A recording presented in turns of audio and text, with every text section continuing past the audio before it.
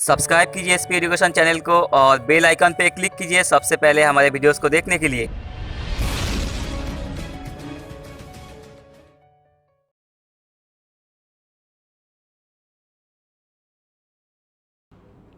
Hello everyone, welcome to our channel SP education. This is Pravagya और अपनी आज की क्लास में हम लोग स्टार्ट करेंगे इकोनॉमिक्स के कंसेप्ट को।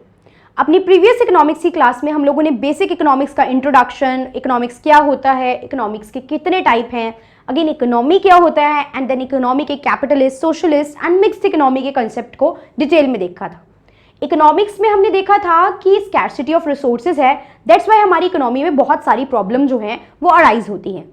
इसके अलावा हमने देखा था कि इकोनॉमिक्स में प्रोड्यूसर कंज्यूमर्स जो है वो क्या कर रहे हैं, डिमांड एंड सप्लाई को क्रिएट और इकोनॉमी को चलाने का काम कर रहे हैं।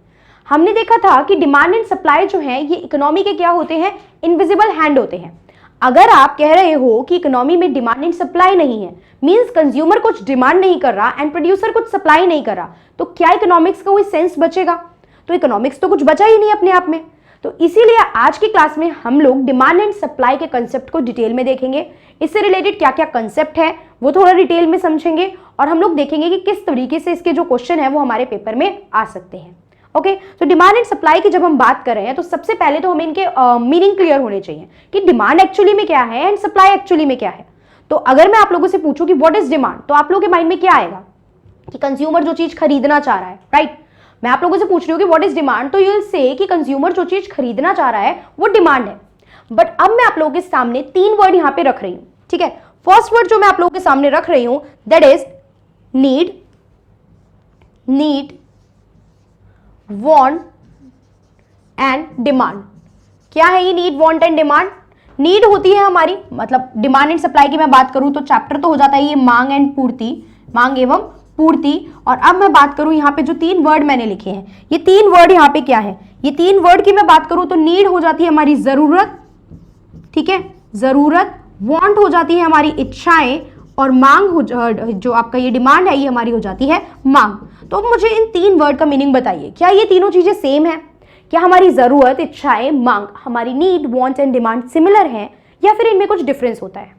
तो अब इस कंसेप्ट को समझने के लिए हम लोग क्या करते हैं, एग्जाम्पल पिक करते हैं। बहुत बेसिक सा एग्जाम्पल है, बहुत रिलेटेड एग्जाम्पल लेके मैं आपको समझाऊंगी, क्योंकि एग्जाम्पल लिखना इंपॉर्टेंट नहीं है, टर्म्स को समझना हमारे लिए इंपॉर्टेंट है, ठीक है? एग्जाम्पल हम लेते हैं। फॉर एग्जाम्पल, मुझे बहुत जोर से भूख लगी है, मुझे बहुत जोर से भूख लगी है, तो मेरी नीड, मेरी जरूरत क्या है? मेरी जरूरत है खाना, मेरी जरूरत है खाना। क्लियर? बहुत जोर से भूख लगी है, क्या चाहिए? कुछ खाने को चाहिए। क्या चाहिए नहीं पता, अभी अभी पता है भूख लगी है, खाना चाहिए मुझे। उसके बाद बात करते हैं क्या खाना है। अब इच्छा होगी ना, ये खाने का मन है, वो खाने का मन है, भूख लगी है, तो ठीक है एग्जांपल ले लेते हैं, मुझे खाना है पिज्जा। ऐसे नॉर्मल गली में किसी शॉप का नहीं खाना है, खाना भी किसका है? डोमिनोज का खाना है। और ऐसे कोई लेना भी नहीं है, बढ़िया सा चाहिए, सब कुछ चाहिए उसमें मुझे, ठीक है? मुझे सारी वेजिटेबल टॉपिंग्स चाहिए विद एक्स्ट्रा चीज चाहिए, ठीक है? तो एग्जाम्पल ले लो, कोई भी आप मीडियम साइज का अगर पिज्जा लेते हैं proper with each and every vegetable toppings, minimum में रख लेती हूँ, चलिए 250 रुपीज का आ रहा है। क्लियर? 250 रुपीज में वो क्या मिल रहा है आपको, पर्टिकुलरली पिज्जा मिल रहा है। अब यहाँ पे प्रॉब्लम कब आएगी? प्रॉब्लम कब आएगी? जब वो पिज्जा जो है वो 250 का जो पिज्जा है आपका, आपकी पॉकेट में आपने चेक करा कि चलो यार अब पिज्जा खरीदने चलते हैं, ये आगे डोमिनोज की पर्टिकुलर शॉप। आपने सारा पैसा इधर उधर पॉकेट करके सब कुछ पॉकेट छान ली और अब आपको मिला क्या पॉकेट में? हमें पॉकेट में मिले सिर्फ 120 रुपीज। हमें कितने मिले? 120 रुपीज। अब हो गई प्रॉब्लम, चाहिए पिज्जा जो है 250 रुपीज का, पॉकेट में कितने मिले? 120 रुपीज। क्या खरीद पाओगे? उधारी उधारी नहीं चलती वहां पे ना, कोई खरीद पाओगे? नहीं खरीद पाओगे। तो यहाँ पे क्या कंसेप्ट हमें समझ में आया कि जो ये डिमांड का कंसेप्ट आ रहा है, जो डिमांड का कंसेप्ट आ रहा है, ये कब हमारे सामने आएगा? जब हमारे पास जो चीज की हम इच्छा रख रहे हैं उसे खरीदने के लिए हमारी जेब में क्या है? पैसे भी हैं। क्या है? हमारी जेब में पैसे भी हैं। मतलब एक तो मैं खरीदना चाह रही हूं, ऊपर से मैं खरीदने के लायक भी होनी चाहिए। चाहने को तो मैं चाह लूंगी मेरे घर के बाहर मर्सिडीज खड़ी हो, ठीक है? तो चाहने को तो हम कुछ भी चाह सकते हैं, बट क्या खरीदने की कैपेसिटी है? वेदर आप लोग उसको पे करने के लिए एबल हो या नहीं हो। इच्छा रखते हो खरीदने की, प्लस क्षमता भी है खरीदने की। दो वर्ड इज इंपॉर्टेंट, इच्छा एंड क्षमता, willing to buy and able to buy. तो तीनों वर्ड में डिफरेंस समझ में आ रहा है हमें। वांट जो है वो डिमांड में, आपकी इच्छा जो है वो मांग में कब चेंज होगी? जब आपके पास उतनी क्षमता है। क्लियर? अब अगर मैं आपसे बात करूं तो डिमांड का मीनिंग क्या बना? यहां पे डिमांड का मीनिंग क्या निकल के आएगा? दो वर्ड आएंगे। मांग का मतलब क्या निकल के आएगा? हिंदी में भी साथ के साथ करके चल रहे हैं हम यहाँ पे वर्ड्स को। क्या निकल के आएगा हमारे पास? हमारे पास निकल के आएगा व्हेन आप किसी पर्टिकुलर चीज के लिए क्या कर सकते हो? विलिंग टू पे, विलिंग टू पे, पे करना चाहते हो। मैं चाहती हूं पिज्जा खरीदना, लेकिन पैसे नहीं थे तो डिमांड नहीं बन पाई ना। और दूसरी कंडीशन क्या हो जाती है? एबल टू पे, इच्छा रख रहे हो और क्या हो? उसको पे करने के लायक भी हो। तो क्या वर्ड आ जाते हैं? एक वर्ड आ जाता है इच्छा और दूसरा वर्ड आ जाता है क्षमता। क्लियर? अब एक वर्ड और यहां पे मेरे पास ऐड होगा। पिज्जा मुझे आज खाना था, भूख अभी लगी है, आज पिज्जा खाने का मन है। अब आप कहो आज ही पैसे नहीं थे, अब आप कहो कल पैसे आ जाएंगे, परसों आ जाएंगे, तो ऐसा नहीं होता। यहां पे एक वर्ड इंपॉर्टेंट है हमारे लिए, at a particular point of time, किसी एक निश्चित समय पे। At a particular point of time, किसी एक निश्चित समय पे आप किसी चीज की इच्छा रख रहे हो और आपको उसको खरीदने की क्षमता भी हो, तब वो चीज कहलाएगी कि हम उस चीज की क्या कर रहे हैं? डिमांड कर रहे हैं। Is that clear? डिमांड का मतलब हमें अच्छे से समझ में आ गया। उसके बाद जो हमारा नेक्स्ट मीनिंग है वो क्या है? हमारा नेक्स्ट मीनिंग है सप्लाई का। क्या नेक्स्ट वर्ड है हमारे पास? हमारे पास नेक्स्ट वर्ड है सप्लाई। सप्लाई क्या होता है? अच्छा, डिमांड कौन करता है? जो चीज खरीदना चाहता है, मींस कंज्यूमर। सप्लाई कौन करेगा? जो चीज बना के बेच के पैसा कमाना चाहता है, मींस कौन? प्रोड्यूसर।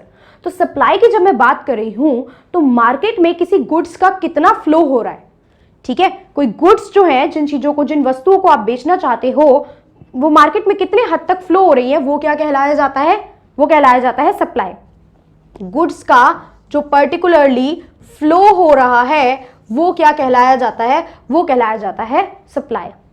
अब एक बात मैं यहां पे आपसे और करूंगी, हम बात करेंगे स्टॉक की और एक बात करेंगे सप्लाई की। कोई बहुत डिफिकल्ट कंसेप्ट नहीं है, बट स्टॉक एंड सप्लाई की हम यहां पे बात करेंगे। क्या बात करेंगे? स्टॉक एंड सप्लाई की। स्टॉक एंड सप्लाई की जब हम बात करें तो हम ये देखेंगे कि फॉर एग्जांपल ये एक वाटर टैंक है, ये पूरा एक क्या है? वाटर टैंक है। इसमें जितना भी पानी है, प्रॉपर जितना भी इसमें पानी है, वो सब क्या है? स्टॉक है, फिक्स है, एक जगह स्टोर हो रखा है, तो वो सब क्या है? वो सब स्टॉक है।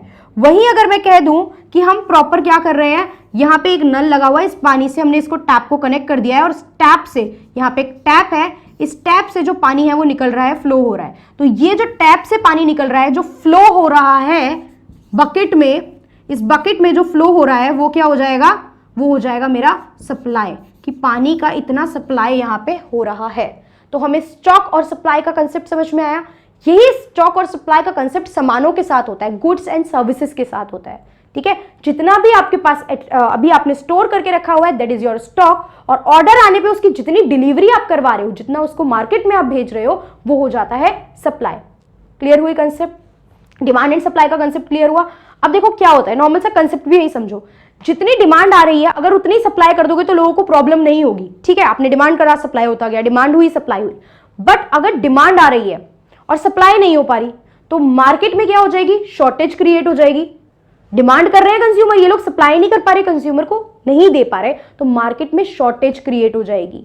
ठीक है, ऐसे केस में इन्फ्लेशन की सिचुएशन आ जाती है। ठीक है, पढ़ेंगे अगली क्लासेस में धीरे धीरे। वहीं अगर डिमांड कम हो रही है और ये सप्लाई जो है भर भर के मार्केट में सामान भेजे जा रहे हैं, तो यहाँ पे एक्स्ट्रा सामान क्रिएट हो गया। सारा सामान क्या जाएगा? वेस्ट जाएगा, डिमांड नहीं हो पाएगी, प्राइस बहुत नीचे करने पड़ेंगे, क्योंकि इतना सारा सामान मार्केट में अवेलेबल है और लोग डिमांड ही नहीं कर रहे हैं। तो वो लोग डिमांड करें, इसके लिए हम कोशिश करेंगे सस्ता ले लो यार, थोड़ा कम में ले लो, कम देख के क्या पता कुछ डिमांड क्रिएट हो। समझ रहे हो? तो ये सिचुएशन क्रिएट होती है डिफ्लेशन की। जैसे फॉर एग्जांपल अभी कोरोना के टाइम पे हम देखेंगे ना, सबका काम थोड़ा थोड़ा सा सबका डाउन हुआ है काम।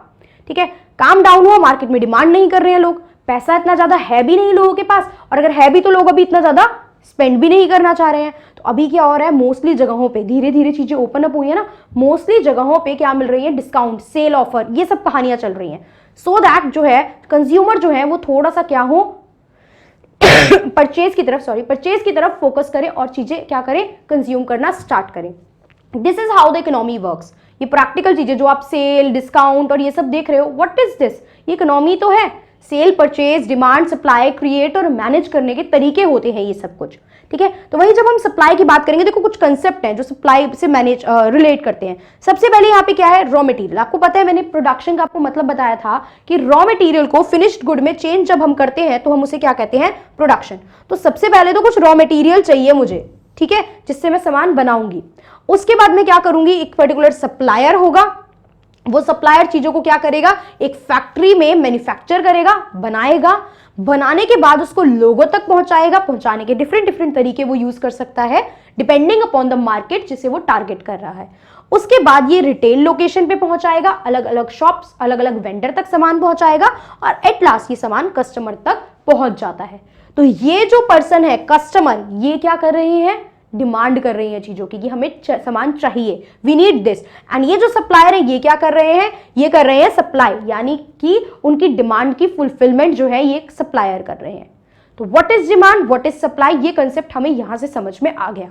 अब पेपर में क्या क्वेश्चन आते हैं, वो व्हाट इज डिमांड सप्लाई लिखने को नहीं देता है आपको, ठीक है। डिमांड एंड सप्लाई का कंसेप्ट तो हमने देख लिया कि सप्लाई क्या होता है। अगर मैं बात करूं तो सप्लाई होता है फ्लो, किसी भी आइटम का flow at a particular, flow of what, flow of goods at a particular point of time, ठीक है, at a particular point of time, कितना उस चीज का फ्लो हो चुका है मार्केट में, ये क्या कहलाता है, सप्लाई कहलाता है। तो what is demand, what is supply, okay, clear हुआ। अब जो है क्वेश्चन आते हैं वो यहां इस कंसेप्ट से आते हैं, समझ के पूरा डिटेल में चलना है, समझ लोगे, कंसेप्ट माइंड में बैठ गया, क्वेश्चन सॉल्व करना बिल्कुल भी मुश्किल नहीं है। इकोनॉमिक्स के क्वेश्चन गलत हो ही नहीं सकते अगर कंसेप्ट ढंग से समझ लिया। कंसेप्ट आता है हमारे पास लॉ ऑफ डिमांड का। What is law of demand, law of demand क्या है, आप ये मीनिंग्स का या तो इसको अपने पास लिख लीजिए या इसको स्क्रीनशॉट ले लीजिए, प्रॉपर मीनिंग है, डायरेक्ट होने चाहिए, नोट्स प्रॉपर फॉर्म में होने चाहिए आपके पास। लॉ ऑफ डिमांड का मीनिंग क्या है ये हमें देखना है। लॉ ऑफ डिमांड क्या होता है, हम कहते हैं कि जब भी, देखो मैंने आपको बताया था जब मैंने माइक्रो मैक्रो का मीनिंग कराया था कि माइक्रो के कंसेप्ट में जब भी हम कोई चीज लेते हैं हम किसको बेस लेते हैं, प्राइस को, किसको बेस लेके चलते हैं, प्राइस को। एंड मैक्रो में जब हम कोई चीज लेंगे हम किसको बेस लेंगे, इनकम को। तो यहाँ पे जब डिमांड की मैं आपसे बात कर रही हूं तो मैं किसको बेस लेके चलूंगी, प्राइस को। क्या प्राइस को बेस लेके चलूंगी, जब किसी कमोडिटी का प्राइस इंक्रीज होता है, when price of the commodity increases its demand falls and when price decreases its demand increases. Hold hold hold, कुछ भी मुश्किल नहीं था। क्या कंसेप्ट है, सिंपल से देखो, मैं एक कंज्यूमर हूं, मुझे कुछ सामान खरीदना है, किसी चीज का प्राइस ज्यादा हो गया तो मैं उसको क्या करूंगी, ज्यादा खरीदूंगी या कम खरीदूंगी, बिल्कुल कम खरीदूंगी, ठीक है। ऑब्वियस बात है, जब वो महंगी हो गई तो मैं उसकी डिमांड क्या कर दूंगी, कम कर दूंगी। और वहीं अगर कोई चीज सस्ती मिल जाए तो मैं उसकी डिमांड पर्टिकुलरली ज्यादा कर दूंगी। जैसे कि फॉर एग्जांपल हम कुछ कपड़े लेने गए हैं, बजट लेके गए हैं कि यार ठीक है 2000 तक का कुछ सामान, शर्ट, जीन्स टाइप ले लेते हैं।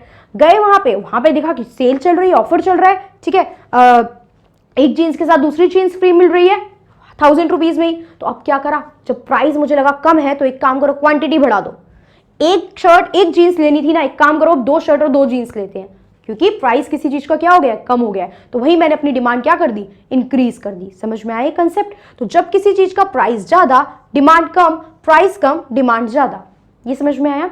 अब क्वेश्चन आता है कि ये बताइए कि मैम आप कह रहे हो कि प्राइस और डिमांड का कंसेप्ट, बट क्या सिर्फ प्राइस से ही डिमांड पे इंपैक्ट पड़ता है, ये भी तो पता होना चाहिए कि मैं कमा कितना रही हूं, ये भी तो पता होना चाहिए कि मुझे पसंद भी आ रहा है या नहीं आ रहा। तो बहुत सारी बातें हैं, यस बहुत सारी बातें हैं, लेकिन जब हम लॉ ऑफ डिमांड की बात करते हैं तो हम सिर्फ 2 फैक्टर को कंसीडर करते हैं, that is price and demand.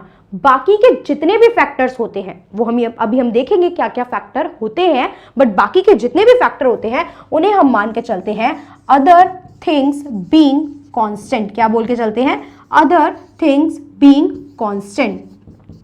Clear, ये वर्ड इंपॉर्टेंट है, वो अदर थिंग्स भी हम डिस्कस करेंगे क्या होती है। तो what is law of demand, when other things being constant price of the commodity when price of a commodity increases its demand falls and when price of the commodity decreases its demand rises। तो what does this show, ये show करता है कि price और demand के बीच में कैसा relation है, नेगेटिव रिलेशन है और इनवर्स रिलेशन है। और अगर मैं मांग के नियम की बात करूं तो यहां पे कैसा नेगेटिव, और ये बोला जाता है ऋणात्मक। क्या बोला जाता है, ऋणात्मक, यानी नेगेटिव रिलेशन है। अब ऋणात्मक याद करने से तो अच्छा है आप लोग हिंदी में मतलब ये कंसेप्ट याद कर लो कि इनवर्स और नेगेटिव रिलेशन होता है, ये वर्ड मुश्किल नहीं है, इंग्लिश में याद रखना। तो हिंदी मीडियम वाले भी ऋणात्मक से तो बेटर है ये याद रखना कि प्राइस बढ़ेगा तो डिमांड कम और प्राइस कम तो डिमांड ज्यादा। बाकी बातें समान रहने पर, अन्य बातें समान रहने पर, जब किसी वस्तु की कीमत जो है वो बढ़ती है तो उसकी मांग कम हो जाती है, और जब किसी वस्तु की कीमत घटती है तो उसकी मांग जो है वो बढ़ जाती है। Is that clear? रिलेशन समझ में आया कि नेगेटिव और इनवर्स रिलेशन है? ठीक है, आप बिल्कुल सही कह रहे हो। तो अब अगर मैं बात करूं आपसे डिमांड कर्व की, किसकी बात करूं? डिमांड कर्व की। तो सबसे पहले आपको पता है कर्व किस तरीके से बनता है, राइट? इधर जाता है आपका एक्स एक्सिस और इधर जाता है आपका वाई एक्सिस, ये पता है हमें। ये होता है हमारा एक्स एक्सिस और ये होता है हमारा ऊपर जो है वाई एक्सिस। तो क्वेश्चन आता है कि ठीक है, मुझे दो फैक्टर लेने हैं, मुझे लेना है प्राइस और मुझे लेना है डिमांड। तो एक्स एक्सिस पे क्या लेना है और वाई एक्सिस पे क्या लेना है? This is my question. Price और डिमांड की जब मैं बात कर रही हूं तो एक्स एक्सिस पे क्या प्लॉट करूं और वाई एक्सिस पे क्या प्लॉट करूं? तो सिंपल सी बात है, जो भी आपका इंडिपेंडेंट फैक्टर है, जो भी आपका इंडिपेंडेंट फैक्टर है ना, वो आता है वाई एक्सिस पे। कैसे इंडिपेंडेंट फैक्टर मतलब क्या? मुझे ये बताओ, हम क्या देख रहे हैं कि प्राइस बढ़ेगा तो डिमांड पे क्या असर पड़ेगा?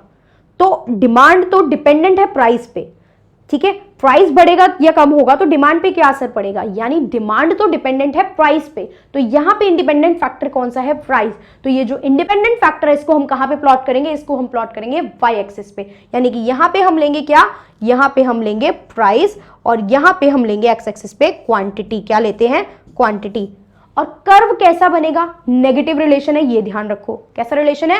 नेगेटिव रिलेशन है, ठीक है? नेगेटिव रिलेशन की मैं बात कर रही हूं तो अगर एक इंपॉर्टेंट बिल्कुल नहीं है ये चीजें, बस समझने के लिए एक बार के लिए देख लो ताकि आगे तक याद रहे। फॉर एग्जांपल ये प्राइस है, ये क्वांटिटी है, क्लियर? प्राइस 10 था, जब प्राइस 10 था तो मैं किसी कमोडिटी की 200 यूनिट्स खरीद रही थी।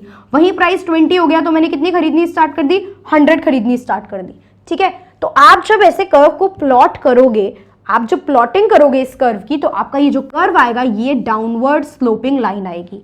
Downward sloping line from left to right. Clear हुआ? तो ये जो डिमांड कर्व है वो इस तरीके का आपका एक कर्व बनेगा, that is downward sloping from left to right. समझ में आ रही है बात? अब देखो, अगर मैं यहां खड़ी हूं तो आप कह सकते हो कि डाउनवर्ड स्लोपिंग कैसे है, तो ऐसे अपवर्ड स्लोपिंग भी बोल सकते हो। सिंपल सा कंसेप्ट है, हम जो ग्राफ को स्टडी करते हैं ना वो यहां वाले पार्ट से करते हैं, बिकॉज जीरो कम्स हियर, यहां से स्टार्टिंग होती है, इसीलिए मैं इसको बोल रही हूं डाउनवर्ड स्लोपिंग है फ्रॉम लेफ्ट टू राइट। समझ में आ गई कहानी? डिमांड कर्व कैसा होता है? ऑप्शन आएगा downward sloping, upward sloping, constant, ठीक है? आप मार्क कर सकते हो downward sloping, upward sloping, U shaped, अगर मैं ऐसा कुछ दूं तो आप मार्क कर सकते हो कि डिमांड कर्व कैसा होता है? Downward sloping straight line. Clear हुआ? ठीक है। ये दिख रहा है आपको किस तरीके का डिमांड कर्व है हमारा? Downward sloping. क्वेश्चन आता है, वेरी वेरी इंपॉर्टेंट, इस चीज को नोट डाउन करके रखो। Downward sloping straight line from left to right, from left to right. अच्छा, अब यही लाइन हिंदी में, अगर हिंदी मीडियम वालों को जानना है तो क्या है? बाईं से दाईं तरफ, ये तो कुछ ऐसे लिखने की जरूरत ही नहीं है, एक डाउनवर्ड स्लोपिंग लाइन है। आपको क्लियर कट समझ में आएगा कि नीचे की ओर इसकी ढलान होती है। क्या होती है? डिमांड कर्व की मैं बात करूं तो इसकी जो ढलान है वो क्या होती है? नीचे की ओर होती है, बाईं से दाईं ओर, ठीक है? ढलान नीचे की ओर होती है, बाईं से दाईं तरफ, left to right, downward sloping. Clear? ठीक है। उसके बाद हम बात करते हैं, ठीक है, ये सारी बातें आपने बता दी, लॉ ऑफ डिमांड क्या होता है आपने बता दिया, कि कर्व कैसा होता है, ठीक है। अब ये जो वर्ड आपने यूज करा था ना, अदर थिंग बीइंग कांस्टेंट, ये बता दो क्या होता है। बाकी बातें कांस्टेंट रखी हैं आपने कहा है सिर्फ प्राइस बदलेगा, बाकी बातें नहीं बदलेंगी लॉ ऑफ डिमांड में, ठीक है। तो मुझे बाकी बातें बताओ क्या होती हैं। बाकी बातें वो होती हैं जिसको हम बहुत सारी चीजें दे सकते हैं। देखो, फैक्टर्स अफेक्टिंग डिमांड कह सकते हो कि डिमांड पे प्रभाव डालने वाले कारक क्या होते हैं, हिंदी में भी मैं लिख देती हूँ कारक, ठीक है। या फिर आप कह सकते हो डिमांड फंक्शन, मांग का नियम, ये फंक्शन हो गया मांग के नियम का। उसके अलावा हम कह सकते हैं यहाँ पे इसको डिटर्मिनेंट्स, ठीक है। हिंदी में हम वर्ड यूज करें तो कारक और यही सब हम यूज करते हैं कि मांग को प्रभावित करने वाले कारक कौन कौन से होते हैं। वन बाय वन देखते हैं। देखो, प्राइस तो आप देख ही चुके हो, लॉ ऑफ डिमांड में जो कंसेप्ट आता है प्राइस का कंसेप्ट तो आप देख ही चुके हो। क्या कंसेप्ट है? प्राइस बढ़ेगा तो डिमांड कम, प्राइस कम तो डिमांड ज्यादा। इसी तरीके से एरो से करके चलना है, स्टेटमेंट लिख के याद नहीं करनी, कंसेप्ट पकड़ना है। दूसरी मैं बात करती हूं तो दूसरी मैं बात करूंगी इनकम की। किसकी? इनकम की, यानी आय की। आय का क्या प्रभाव पड़ता है मांग पे? सिंपल सा कंसेप्ट आपको पता है, किसी चीज की आय ज्यादा तो उसकी क्या, मेरी अगर पर्टिकुलरली इनकम इंक्रीज हो जाए तो मैं डिमांड बढ़ाऊंगी या कम करूंगी?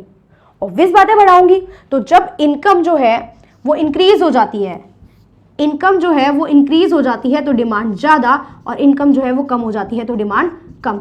अच्छा, अब दो पार्ट में हम इनकम के केस में गुड्स को डिवाइड करते हैं, दो पार्ट में डिवाइड करते हैं।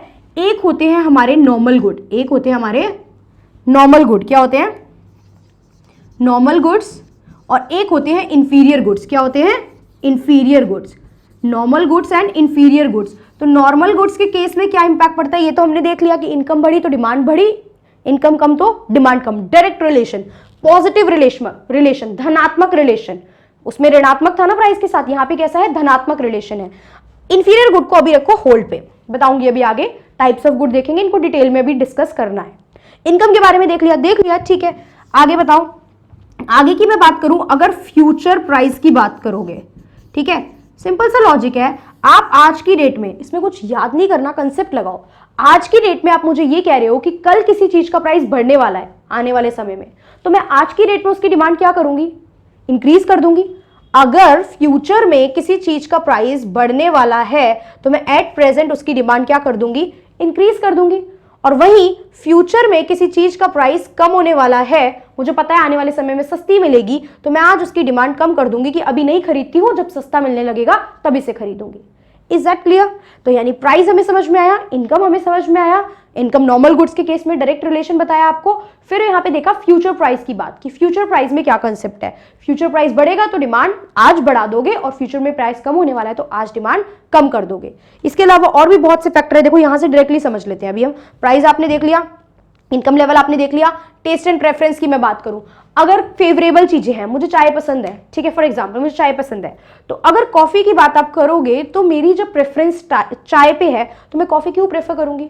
मुझे इंडियन एथनिक वियर पसंद है या मुझे वेस्टर्न वियर जो है वो पसंद है, तो मैं दूसरी तरफ क्यों टिल्ट करूंगी? तो टेस्ट एंड प्रेफरेंस से भी डिमांड पे इंपैक्ट पड़ता है। जो चीज कंज्यूमर के फेवर में होती है उसकी डिमांड ज्यादा होती है, और जो अनफेवरेबल उसकी डिमांड कम। ठीक है, प्राइस ऑफ रिलेटेड गुड्स अभी बताऊंगी, ये कंसेप्ट भी। टाइप्स ऑफ गुड हमें करेंगे तो हम ये सारे कंसेप्ट देखेंगे। इसको होल्ड पे डालते हैं, और हमने इंफीरियर गुड एक अभी होल्ड पे डाला हुआ है। उसके बाद expectation about the price in the future बता दिया।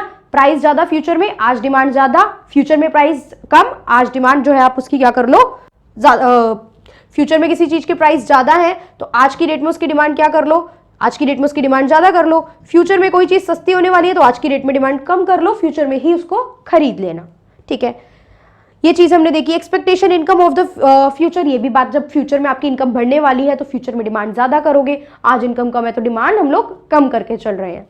वही बात करते हैं साइज ऑफ पॉपुलेशन की। सिंपल सा कंसेप्ट, पॉपुलेशन ज्यादा डिमांड ज्यादा, लोग ज्यादा तो ज्यादा डिमांड करेंगे, पॉपुलेशन कम तो डिमांड कम। वहीं अगर आपकी कंट्री में मेल ज्यादा है, नंबर ऑफ मेल्स ज्यादा है, तो मेल से रिलेटेड प्रोडक्ट की डिमांड ज्यादा, फीमेल ज्यादा है तो फीमेल से रिलेटेड प्रोडक्ट की डिमांड ज्यादा। This is about population. ठीक है, distribution of consumer over different region. Consumer कैसे डिस्ट्रीब्यूटेड है? जिस जगह पे कंज्यूमर पर्टिकुलरली बहुत ज्यादा है, लोग ज्यादा है, वहां पे डिमांड ज्यादा करते हैं लोग, और अदरवाइज कम करते हैं। इसके अलावा ना फैक्टर डिस्ट्रीब्यूशन ऑफ रिसोर्सेज भी होता है। देखो, अगर किसी कंट्री या इकोनॉमी में रिसोर्सेज बराबर बटे हुए हैं, means each and everyone is having some amount. ठीक है, जो रिसोर्सेज हैं, आपके संसाधनों का बंटवारा अगर बराबर हो रखा है, ठीक है, ये आपको वैसे हिंदी में भी कीमत समझ में आ गया होगा, आय समझ में आ गई होगी। ठीक है, टेस्ट एंड प्रेफरेंस तो हमें पता है कि किसके फेवर में कंज्यूमर्स पर्टिकुलरली ज्यादा हैं। रिलेटेड गुड मैं अभी आपको बताऊंगी। फ्यूचर के प्राइस को लेके आपकी क्या संभावनाएं हैं, ठीक है, इनकम को लेके, फ्यूचर की इनकम को लेके क्या संभावनाएं हैं, एंड जो मैं बात कर रही हूँ वो कर रही हूँ बंटवारे की, किसके संसाधनों की। अगर संसाधन बराबर बटे हुए हैं तो सबके पास कुछ ना कुछ अमाउंट होगा कंज्यूम करने के लिए, यूज करने के लिए, तो इन टोटल जो डिमांड होगी वो ज्यादा हो जाएगी। वहीं अगर संसाधनों का बंटवारा बराबर नहीं हो रखा, मींस कुछ लोगों के पास तो बहुत पैसा है, ये ए बी और सी है, इनके पास तो भरा हुआ पैसा, बहुत ज्यादा मालामाल है, ये खूब पैसा पैसा पैसा इनके पास है। वहीं ये नीचे लोग हैं, यहाँ बैठे DEFGHI फॉर एग्जाम्पल, ये कुछ पर्सन बैठे हैं, पैसा ही नहीं है, बिल्कुल नाम मात्र का थोड़ा बहुत पैसा लेके बैठे हुए हैं, कुछ नहीं है इनके पास डिमांड करने के लिए। तो ऐसे केस में क्या होगा, सिर्फ यही लोग तो डिमांड कर रहे हैं ज्यादा और ये बेचारे तो कुछ डिमांड ही नहीं कर पा रहे हैं। तो ऐसे अनइक्वल डिस्ट्रीब्यूशन के केस में हम क्या कहेंगे कि डिमांड, टोटल जो डिमांड होती है, क्योंकि कंट्री की डिमांड तो दोनों को मिला के देखी जाएगी ना, तो टोटल डिमांड जो होती है वो क्या हो जाती है, कम हो जाती है, लेस हो जाती है। तो रिसोर्स इक्वली डिस्ट्रीब्यूटेड, संसाधन जो है प्रॉपर्ली बटे हुए हैं तो डिमांड ज्यादा, अगर नहीं बटे हुए तो डिमांड कम।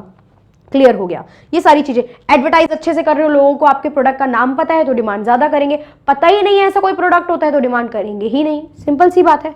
ठीक है, ये सारे हो गए फैक्टर्स इफेक्टिंग डिमांड, कि डिमांड पे सॉरी डिमांड पे क्या क्या चीजें असर डालती है। प्राइस के अलावा व्हाट आर द फैक्टर जिनकी वजह से डिमांड या तो बढ़ती है या फिर कम हो जाती है। ठीक है, उसके बाद हमने ये कंसेप्ट देख लिया।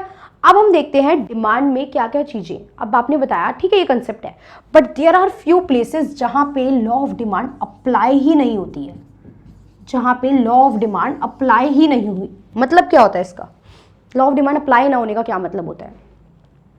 लॉ ऑफ डिमांड की एक्सेप्शन देखने से पहले मैं आपको एक काम करती हूँ, टाइप्स ऑफ गुड बताती हूँ पहले, उसके बाद आपको अच्छे से क्लियर हो जाएंगी ये चीजें। ठीक है, तो देखो हम लोग देखते हैं टाइप ऑफ गुड का, देखते हैं इसको साथ साथ देख के चलेंगे, डिफरेंट टाइप ऑफ गुड देखते हैं।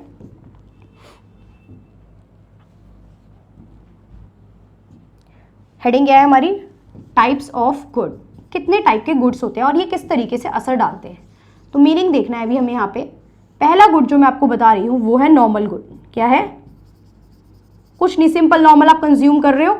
नॉर्मल गुड के केस में क्या होता है, प्राइस बढ़ा इसकी डिमांड कम कर दूंगी, प्राइस कम हुआ इसकी डिमांड क्या कर दूंगी, ज्यादा। सिंपल नॉर्मल गुड के केस में ये कंसेप्ट हो गया, क्लियर हुआ।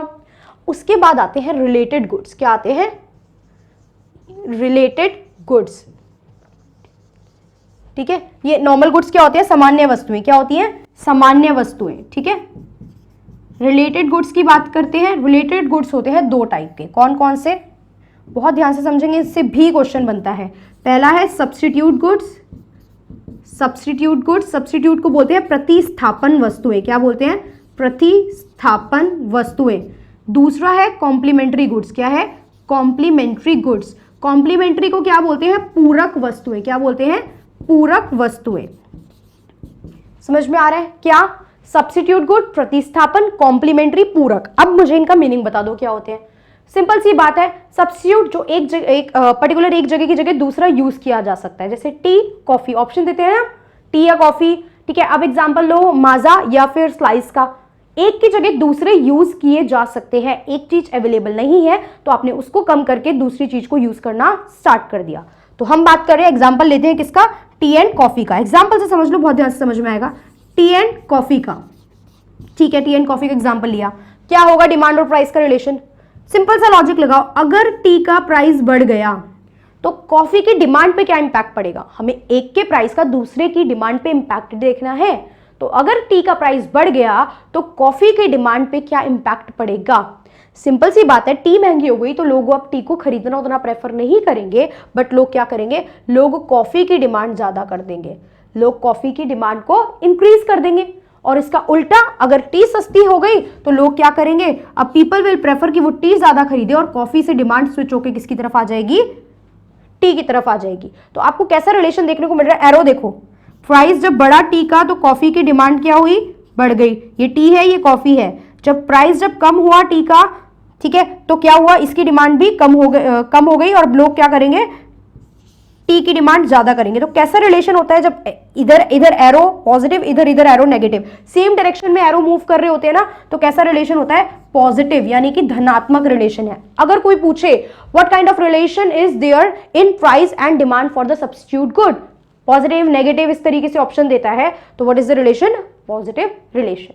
क्लियर हुआ। अगले आते हैं पूरक वस्तुएं, complementary good, which can not be used without each other, जिनको आप एक दूसरे के बिना यूज नहीं कर सकते हो। मार्कर एंड इंक नहीं होगी तो क्या करेंगे इसका, ठीक है। इसके अलावा हम बात करते हैं तो ब्रेड एंड बटर का, इसके अलावा हम बात करते हैं कार एंड पेट्रोल का। ये सब कुछ बेसिक चीजें हैं जो एक दूसरे के लिए क्या होती हैं, कॉम्प्लीमेंट्री होती हैं, जो दूसरे की डिमांड को पूरा करती हैं, ठीक है, दूसरे की डिमांड को पूरा करती है। तो ये कहलाती है पूरक वस्तुएं या कॉम्प्लीमेंट्री गुड। अब एग्जांपल हम कार एंड पेट्रोल का लेके चल रहे हैं या पेन एंड इंक का लेके चल लेते हैं। चलो, इंक हमने लिया एक एग्जाम्पल, ठीक है, इधर ऊपर ले लेते हैं एग्जाम्पल। कॉम्प्लीमेंट्री में हमने लिया इंक एंड पेन का एग्जाम्पल, क्या लिया, इंक एंड पेन का। अब अच्छा, इंक का प्राइस बढ़ गया तो पेन की डिमांड पे क्या इंपैक्ट पड़ेगा, सिंपल सा लॉजिक लगाओ। इंक का प्राइस बढ़ गया तो ink is the raw material for this pen, ink इस पेन के लिए कच्चा माल है।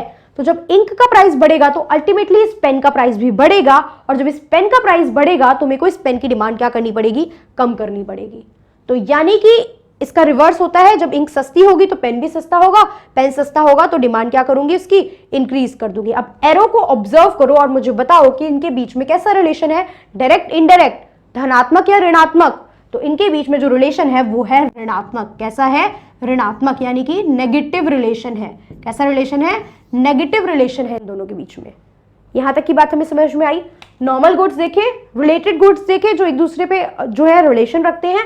सब्स्टिट्यूट यानी प्रतिस्थापन वस्तुएं, डायरेक्ट रिलेशन होता है। कॉम्प्लीमेंट्री यानी पूरक वस्तुएं, इनडायरेक्ट रिलेशन होता है। यहां तक कोई डाउट, क्लियर हुई सारी बातें। इसके बाद हम बात करते हैं टाइप ऑफ गुड में तीसरे की। देखो नंबर 1 आप लिख चुके हो, नंबर 1 आप लिख चुके हो, नंबर 2 आप लिख चुके हो। नंबर 3 में मैं अगर आपसे बात करूं तो एक टाइप होता है, नंबर 3 में अगर हम बात करते हैं तो हमारा एक टाइप आता है यहां पे, ठीक है।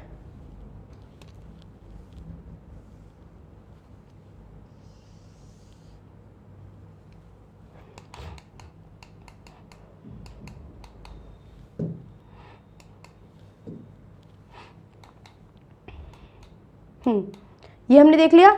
अब नंबर 3 में हम बात करेंगे तो हमारा क्या कंसेप्ट आएगा यहाँ पे, normal good, related good, and then आएगा हमारा कंसेप्ट किसका, इंफीरियर गुड्स का।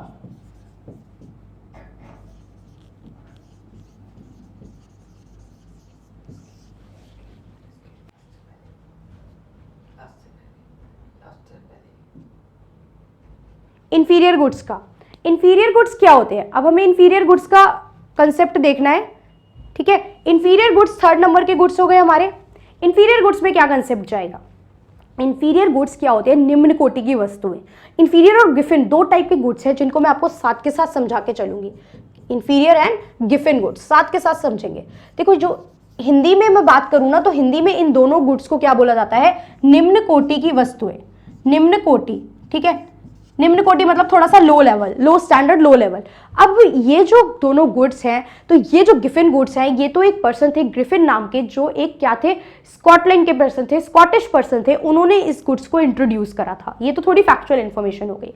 वहीं ये होते क्या है, इंफीरियर जो होते हैं कंपैरेटिवली थोड़े से लो क्वालिटी गुड्स होते हैं, लो क्वालिटी गुड्स। लाइक अगर मैं बात करूं एग्जाम्पल की, तो मैं बात आपसे कर सकती हूँ बाजरा की, मैं आपसे बात कर सकती हूँ डालडा की, ये सब इंफीरियर गुड्स के एग्जाम्पल हैं। तो कैसे इंफीरियर कह रहे हो आप इन्हें, इंफीरियर गुड्स के केस में होता क्या है जब कंज्यूमर की इनकम बढ़ती है, जब कंज्यूमर की इनकम बढ़ती है तो कंज्यूमर इनकी डिमांड कम कर देता है।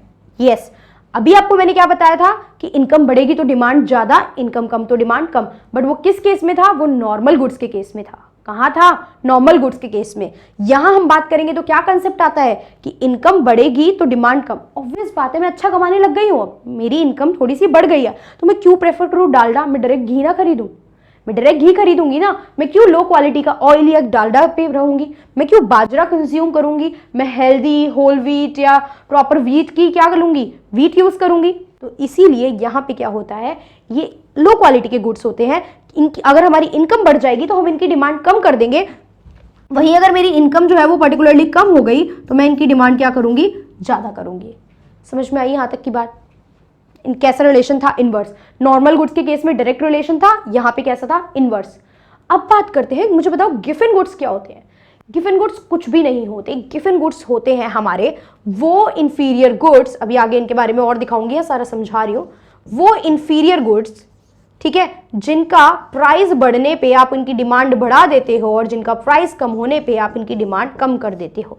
यानी इनका प्राइस के साथ जो रिलेशन है वो डायरेक्ट होता है, ठीक है। ये बेसिकली होते हैं कुछ नॉन लग्जरी आइटम। अभी वेबलाइन गुड्स में आपको एक्सप्लेन करती हूँ, उसके बाद हम इसको क्या करेंगे, डिटेल में देखेंगे, ठीक है। इंफीरियर गुड्स हो गए, प्राइस ज्यादा तो डिमांड ज्यादा एंड प्राइस कम तो डिमांड कम।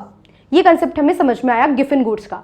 अगर मैं आपसे एक स्टेटमेंट यूज करूं ना, ये स्टेटमेंट, तो ये स्टेटमेंट आपको माइंड में रखनी है कि ऑल गिवन गुड्स, जितने भी आपके सारे गिवन गुड्स होते हैं ना, they are inferior good, are inferior, all given goods are inferior, but all inferior are not, but all inferior are not given. Clear हुआ? All inferior are not given. इतनी बात हमें समझ में आ गई, ठीक है।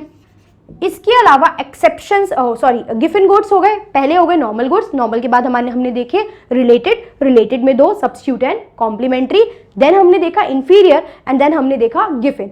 इसके बाद एक और टाइप जो हम देखेंगे वो हम देखेंगे वेबलेन गुड्स का। फिर एक्सेप्शंस पे आती हूं, हम लोग देखेंगे वेबलेन गुड्स। वेबलेन गुड्स क्या होते हैं? प्रतिष्ठा वाले गुड्स भी इनको बोल सकते हो आप। देखो, ये गुड्स होते हैं वो जो हम खरीदी शो ऑफ के लिए रहे हैं। अगर मैं आपको बताऊं तो ये गुड्स है high quality luxury item, basically हम यूज करें क्या, लग्जरी आइटम, ये होते हैं लग्जरी आइटम्स। तो ये जो लग्जरी आइटम है ये हम खरीदी इसलिए रहे हैं, सॉरी क्योंकि ये क्या है, कॉस्टली है, ठीक है।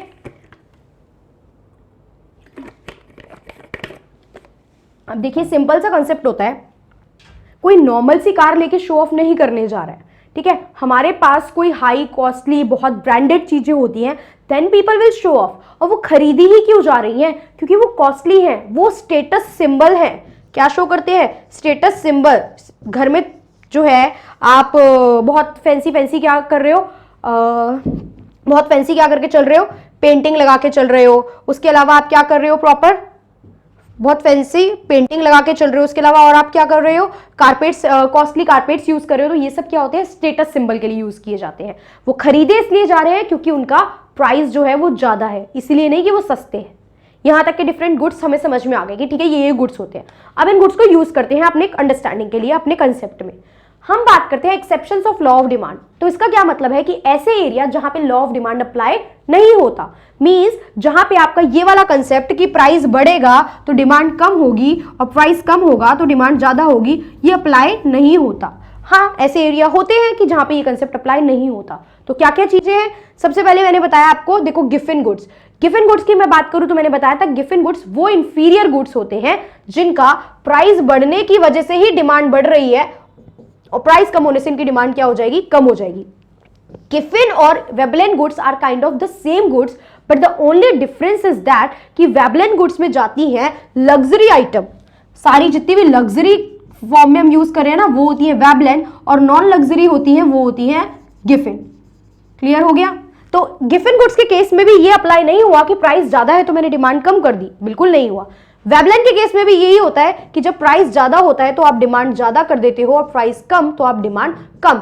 क्योंकि मैं महंगी कार है इसलिए खरीद रही हूँ, मर्सिडीज है इसलिए वो महंगी है इसीलिए मैंने उसे खरीदा है। रेडो की घड़ी पहन रही हूँ तो क्यों पहन रही हूँ, क्योंकि वो कॉस्टली है इसीलिए उसे पहन रही हूँ। तो वेबलेन गुड्स के केस में आपका ये जो बेसिक कंसेप्ट है वो अप्लाई नहीं होता। फ्यूचर में प्राइस चेंज, मुझे पता है आने वाले एक महीने में किसी पर्टिकुलर चीज का प्राइस जो है वो बढ़ने वाला है, तो मैं आज क्या करूंगी, मैं आज कितनी भी महंगी हो वो चीज, मैं उसकी डिमांड बढ़ा दूंगी। Let's take the example of petrol. अगर हमें पता चल जाए कि पेट्रोल कल से बहुत कॉस्टली होने वाला है, बहुत कॉस्टली मतलब चलो 2, 4, 5 रुपए भी कॉस्टली मानते हैं हम, तो कल से पेट्रोल जो है वो कॉस्टली होने वाला है। तो आप देखते हो आज रात 12 बजे तक भी पेट्रोल पंप के बाहर क्या होती है, लाइन्स लगी होती है। तो वो किस लिए, आज भी सस्ता तो नहीं है ना पेट्रोल, ऐसा तो नहीं था सस्ता हो गया, नहीं, बट कल वो और महंगा हो जाएगा इसलिए मैंने उसको क्या कर लिया, आज महंगे प्राइस पे भी खरीद लिया। तो यहां ऐसे केस में भी आपका कंसेप्ट फॉलो नहीं हुआ। इग्नोरेंस, कई बार कंज्यूमर्स इग्नोर होते हैं, दे डोंट नो, उनको लगता है जो चीज महंगी है वही कंपैरेटिवली बेटर है। इसी इग्नोरेंस की वजह से भी ब्यूटी प्रोडक्ट्स को ले लो ना, कंपेयर किस बेसिस पे करते हो कि ये महंगा है तो इसमें कुछ ना कुछ अच्छी क्वालिटी ज्यादा होगी। तो ये केस में भी कंज्यूमर डिमांड महंगी चीजों की ज्यादा करता है। इमरजेंसी, इमरजेंसी का एग्जांपल लीजिए, शुगर पेशेंट है, बीपी पेशेंट है, मेडिसिन खानी है, एक इमरजेंसी सिचुएशन है ना उनके लिए। अब आप कह दो कि पर्टिकुलर प्राइस ज्यादा हो गया तो वो नहीं छोड़ सकते हैं मेडिसिन, या सस्ती हो गई तो ऐसा भी नहीं हो सकता कि वो एक की जगह 2 कंज्यूम करने लगेंगे। तो इमरजेंसी सिचुएशन में भी ये जो आपका कंसेप्ट है ये अप्लाई नहीं होता। उसके बाद fashion and taste and preferences की मैं बात करूं, फैशन टेस्ट एंड प्रेफरेंस, मुझे पर्टिकुलरली यहाँ पे कोई चीज, हैबिट भी ले लो, ठीक है, टी पीने की हैबिट है, आप मुझसे कह लो कि ठीक है अपना कंसेप्ट टी का प्राइस महंगा हो गया तो आप कम कर लो, नहीं, I am habitual to that, ठीक है, I am habitual to that, तो वो कितनी भी महंगी होगी तो मैं उसे परचेज करूंगी। एल्कोहल लोग कंज्यूम करते हैं, सस्ता है, नहीं है, लोग हैबिचुअल है, ठीक है, जिनके घर में कुछ भी नहीं है वो भी कंज्यूम कर रहे हैं वहां पे, तो उनके लिए भी वो प्राइस वाला कंसेप्ट जो है फॉलो नहीं हुआ। उसके बाद नेसेसिटी, जरूरत की चीजों में भी हम ये कंसेप्ट नहीं लगाते कि महंगा है तो हम नहीं खरीदेंगे। अगर वो नीड है, अर्जेंस है, उस टाइम की डिमांड है, तो आप महंगे में भी उसकी डिमांड करते हैं। इसके बाद आता है बैंड वैगन इफेक्ट। तो ये थोड़ा नया सा कंसेप्ट है। क्या होता है बैंड वैगन इफेक्ट? सीधा क्वेश्चन दे सकता है what do you mean by band wagon effect, और ए बी सी डी करके ऑप्शन दे दिए। बैंड वैगन इफेक्ट से एक वर्ड याद रखो, भेड़ चाल, ठीक है, एक वर्ड दिमाग रखना है हमें, भेड़ चाल, मतलब भीड़ के साथ चलना इज बैंड वैगन इफेक्ट। जहां भीड़ जा रही है हम वहीं चल दिए, ठीक है। एक दौर आया था जब बीटेक बीटेक बीटेक चल रही थी, सारी भीड़ वहीं चल दी, लॉ लॉ लॉ कर रहे हैं सब लोग वहीं चल दिए। मतलब जब किसी पर्टिकुलर चीज की बहुत ज्यादा डिमांड बढ़ जाती है, उसी रीजन से हम भी उसे क्या करने लगते हैं, डिमांड करने लगते हैं, ठीक है। अभी लेटेस्ट थोड़े टाइम पहले एमआई का बैंड चला था, ठीक है, तो अब बहुत सारे लोगों ने देखा देखी में, भेड़ चाल में, जरूरत थी नहीं थी, चीजें यूज में आई नहीं आई, बट वो भेड़ चाल में वो चीजों की डिमांड करनी स्टार्ट करी। तो ऐसी चीजों को हम क्या कहते हैं, बैंड वैगन इफेक्ट कहते हैं।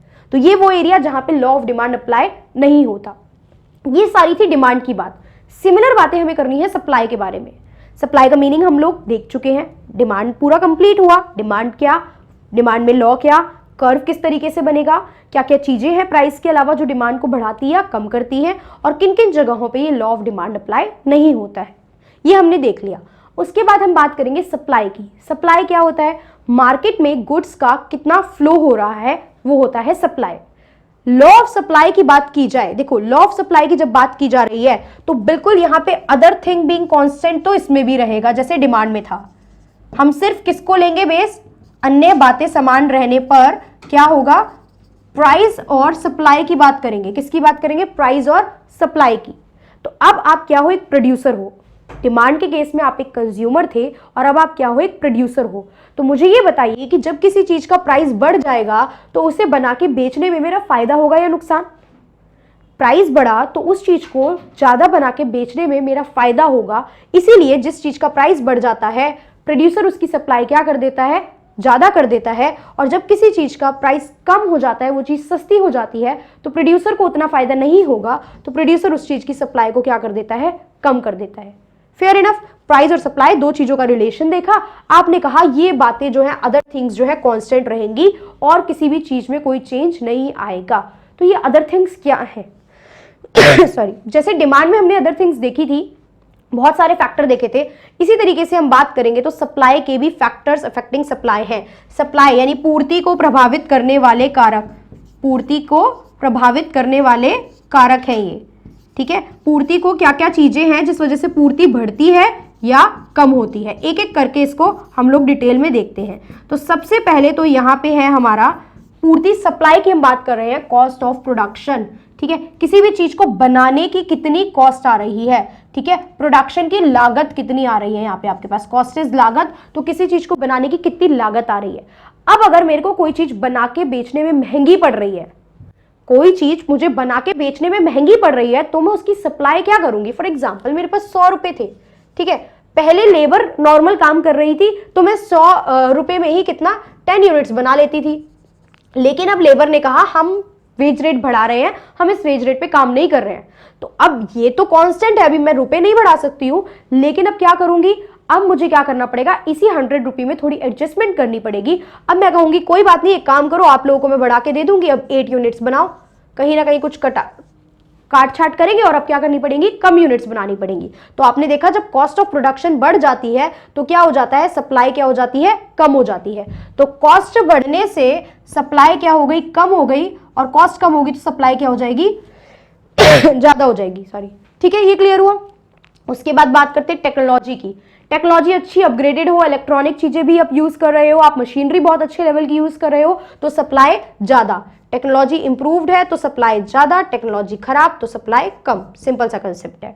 प्राइस ऑफ रिलेटेड गुड्स, अभी समझाया रिलेटेड गुड्स क्या होते हैं, सब्स्टिट्यूट और कॉम्प्लीमेंट्री। क्या होते हैं, सब्स्टिट्यूट और कॉम्प्लीमेंट्री। सब्स्टिट्यूट में हमने एग्जांपल लिया था किसका, टी एंड कॉफी का, टी एंड कॉफी का।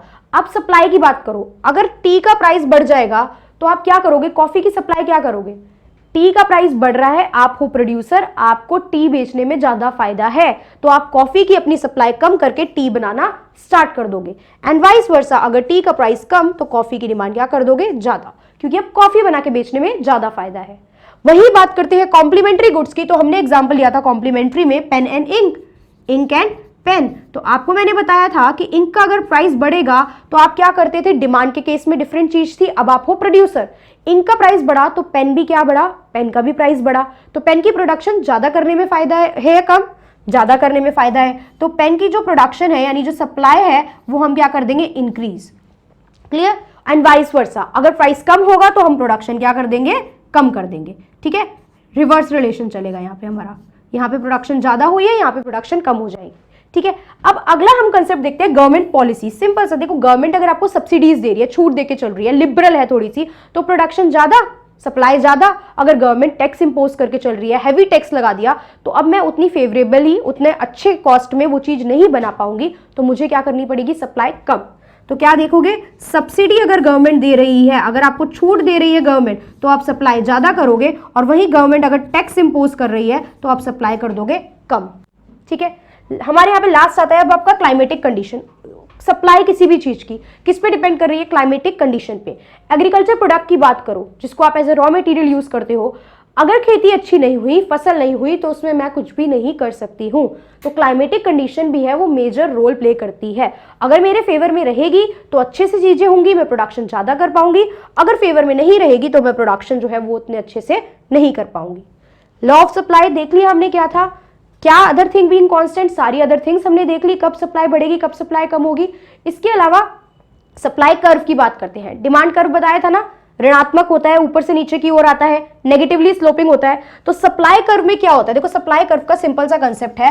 मैं अगर एग्जांपल लूं प्राइस एंड क्वांटिटी सप्लाइड का, तो प्राइस 10 है तो मैं क्या कर रही हूं, 100 क्वांटिटी प्रोड्यूस कर रही हूं। प्राइस 20 हो गया तो मैं 200 करूंगी। प्राइस 30 हो जाएगा तो मैं और बढ़ा के इसको 300 करूंगी। इस तरीके से जब आप इसको प्रॉपर प्लॉट करोगे तो आपका ये जो कर्व है वो क्या जाएगा, पॉजिटिवली स्लोपिंग लाइन जाएगी। प्राइस ज्यादा, यहां पे सप्लाई Q1, मतलब प्राइस ज्यादा है तो आप ये सप्लाई कर रहे हो Q1 वाली। प्राइस थोड़ा कम हुआ तो आपने सप्लाई थोड़ी सी कम कर दी, प्राइस और कम हुआ तो आपने सप्लाई और कम कर दी। तो ये इस तरीके से पॉजिटिवली स्लोपिंग अपवर्ड एक कर्व आपका बनेगा, सप्लाई कर्व। यहां पे हमें समझ में आई बात, सप्लाई कर्व की हमने बात देख ली। इसके बाद इसकी क्या एक्सेप्शंस होती हैं, कौन कौन सी ऐसी सिचुएशन है जहां पे आपका ये वाला कंसेप्ट कि प्राइस ज्यादा तो सप्लाई ज्यादा और प्राइस कम तो सप्लाई कम फॉलो नहीं होता। सिंपल सा, पहला है क्लोजर ऑफ बिजनेस, मुझे अपना बिजनेस ही बंद करना है। मैंने प्लान कर लिया है कि मैं थोड़े टाइम में अपना बिजनेस बंद करने वाली हूं, तो नो मैटर प्राइस कितना भी अच्छा चला जाए, आप क्या करोगे, आप सप्लाई तो नहीं इंक्रीज करोगे क्योंकि बिजनेस बंद करना है मुझे। एग्रीकल्चर प्रोडक्ट, इसमें आप क्या कर सकते हो, प्राइस कितना भी हाइक चल रहा है, मार्केट में बढ़ गई है चीजें, बट फसल नहीं हुई है। ठीक है, फसल ही नहीं हुई है, बारिश नहीं पड़ी है, बारिश बहुत ज्यादा पड़ गई तो भी हमारा काम नहीं बन पाएगा। उसके बाद बात करो मोनोपोली की। जब आप एक अकेले पर्सन हो, मोनोपोली मतलब मोनो मतलब सिंगल, पोली मतलब ओनर, जब आप किसी चीज के एक इकलौते सेलर हो, आप अकेले ही बेचने वाले हो, तो भी प्राइस के बढ़ने कम होने से आप पे कोई इंपैक्ट नहीं पड़ेगा, क्योंकि आप बढ़ाओगे या कम करोगे तो लोगों के पास तो ऑप्शन ही नहीं है चीजों का आपके अलावा। तो यहाँ पे भी ये रूल फॉलो नहीं होता। कॉम्पिटिशन का भी बहुत इंपैक्ट पड़ता है। प्राइस ज्यादा अगर आपने कर दिए, आप पहली बात तो नहीं कर सकते हो, मार्केट पढ़ेंगे, फॉर्म्स ऑफ मार्केट, तब हम इनका कंसेप्ट देखेंगे। तो कंपटीशन अगर बहुत ज्यादा है तो भी हम बहुत ज्यादा सप्लाई को बढ़ाने कम करने का काम नहीं कर सकते हैं, क्योंकि अगर आप बढ़ा दोगे सप्लाई तो वेस्टेज हो सकती है। ठीक है, और अगर सप्लाई बिल्कुल कम रखोगे तो क्या हो सकता है, लॉस में जा सकते हो कि प्रॉफिट नहीं आप गेन कर पा रहे हो मार्केट से। पेरिशेबल गुड्स क्या होते हैं, जो लंबे समय तक यूज नहीं किए जा सकते, थोड़े टाइम में खराब हो जाएंगे, मिल्क, ब्रेड, एग, ये सब चीजें।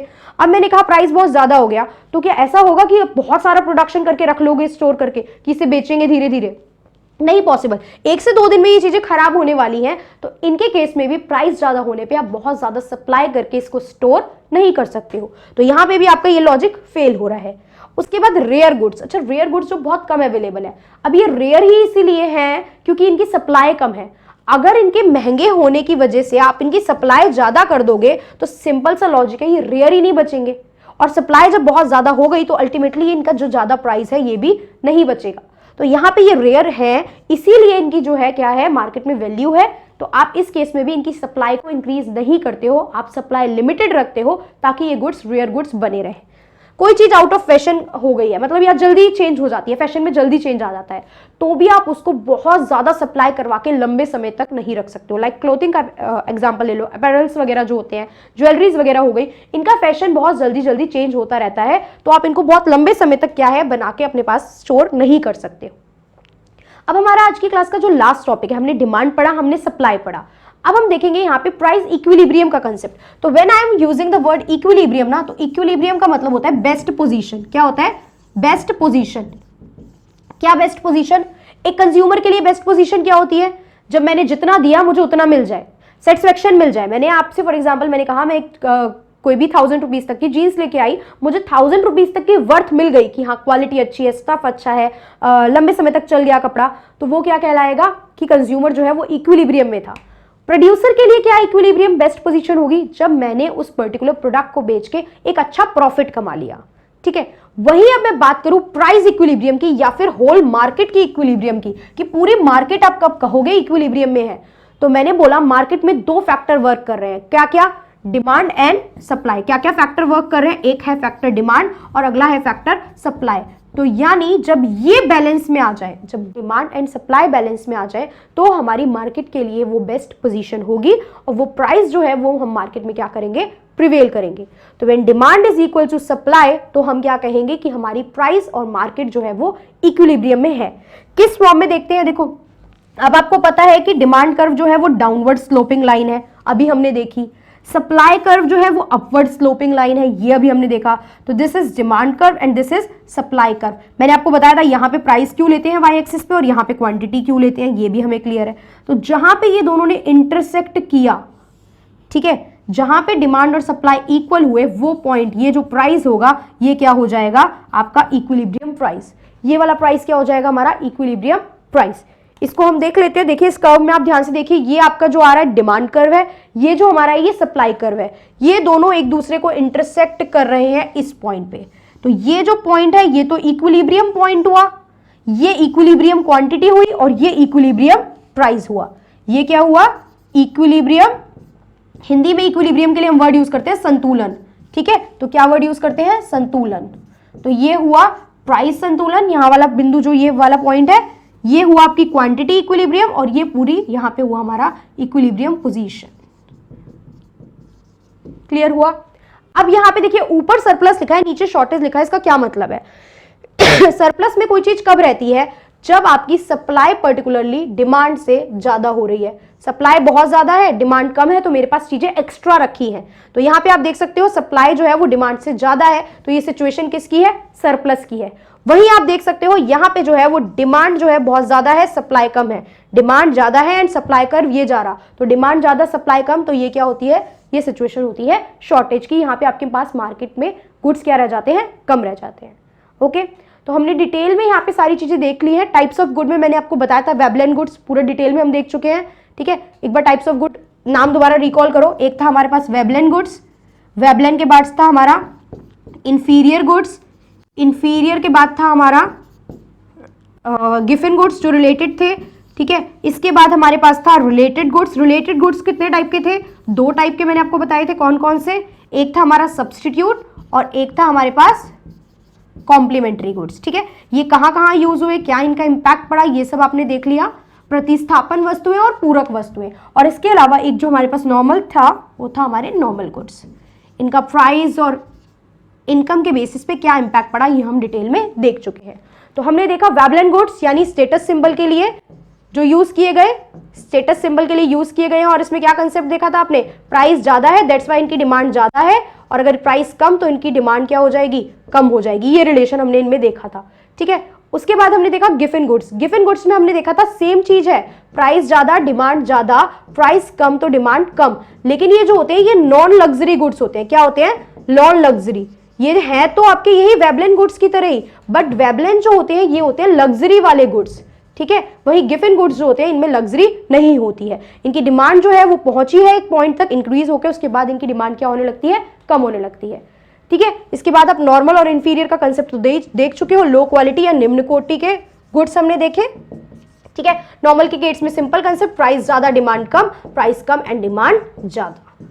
ठीक है, तो ये हम पूरा कंसेप्ट देख चुके हैं। आई होप आपको डिमांड सप्लाई का concept, law of demand, law of supply, ये सारी चीजें अच्छे से क्लियर हो गई होंगी।